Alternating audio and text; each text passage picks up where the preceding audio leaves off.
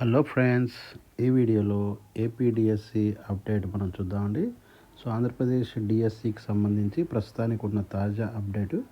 So రాష్ట్ర విద్యాశాఖ మంత్రి నారా లోకేష్ గారు ఇటీవల అసెంబ్లీలో చేసిన ప్రకటనల ప్రకారం మరికొన్ని రోజుల్లోనే కొత్త నోటిఫికేషన్ వెలువడుతుంది.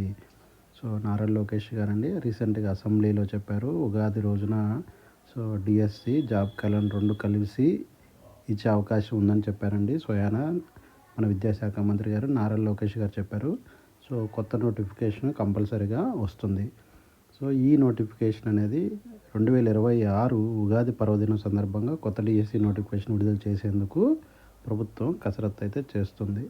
సో మొత్తం పోస్టులు సుమారు 3600 వరకు టీచర్ పోస్టులను భర్తీ చేసే అవకాశం ఉందండి. ఇది సుమారు నెంబర్ అండి, ఇది 3600 ఎగ్జాక్ట్ నెంబర్ కాదు ఇది.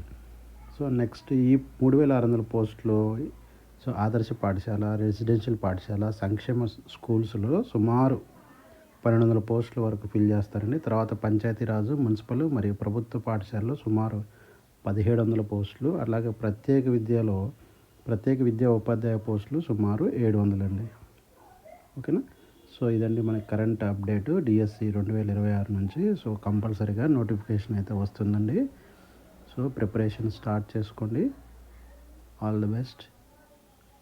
నా కంటెంట్ కనుక మీకు నచ్చినట్లయితే please like, share and subscribe for more videos.